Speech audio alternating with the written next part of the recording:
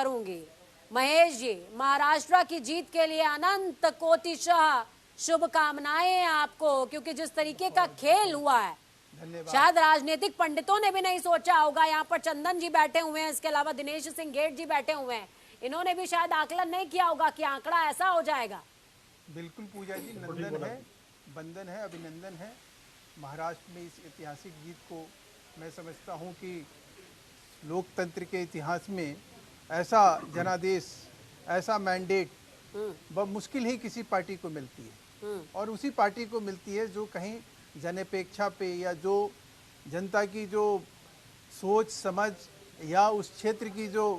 ज़रूरत है उसको कहीं उसकी आकांक्षा जो है वो कोई अगर पार्टी अगर पूरी करती हुई दिखाई दे रही थी तो निश्चित रूप से भारतीय जनता पार्टी थी। और ये हमें तो उसी टाइम से लगने लगा था जिस प्रकार से प्रधानमंत्री जी के जो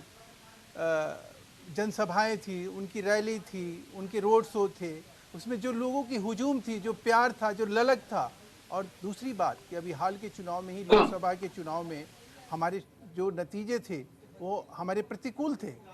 कहीं लोगों के अंदर मलाल था, हमारे कार्यकर्ताओं के अंदर, कि काश महेश जी, मेरे ख्याल से शायद आपसे अभी तक ये सवाल किसी ने ना पूछा हो, मैं पूछ दे रही हूँ, या पूछा भी हो तो इस सवाल का रिपीटेशन में जवाब दे दीजिएगा। प्रतिकूलता तो कुछ जनता की भी रही थी और प्रतिकूलता कुछ आरएसएस की भी रही थी, वो अनुकूलता में तब्दील हुई और आंकड़े बदल गए, क्या कहेंगे सर? बिल्कुल, आपकी इस बात से मैं 100% सहमत हूँ कि प्रतिकूलता जो थी, जो एक माहौल था, जो एक वातावरण था, लोकसभा चुनाव में हमारे उतने अनुकूल नहीं था, और उसका कहीं फायदा भी इस चुनाव में हमें निश्चित रूप से मिला है। हमारे लोग जो है ना, हमारी कोई निश्चित रूप से एक जीवन में किसी की भी फेलियर जो है उसको कहीं ना कहीं सबक सिखाती है, और वो सबक हमने सीखा अच्छे से।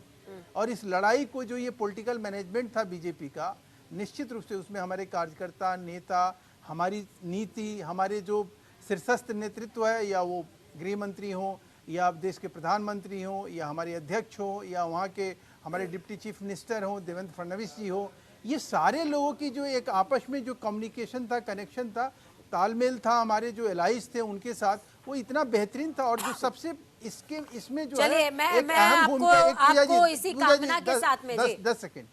इसमें जो अहम भूमिका निभाया वो ये था कि वहाँ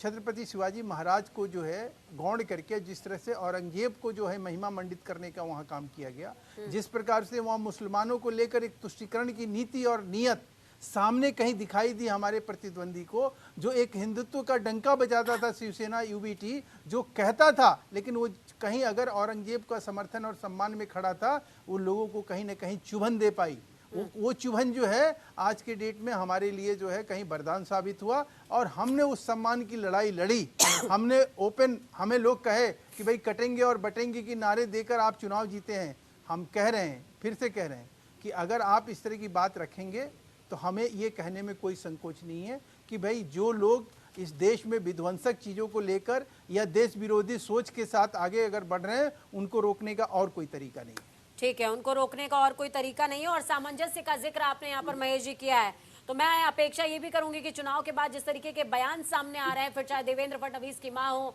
अजीत पवार के परिवार वाले हो, पोस्टरबाजी तो शुरू हो गई है, वो सामंजस्य आगे भी बना रहे। चलिए प्रोफेसर चंदन कुमार जी, मैं आपके पास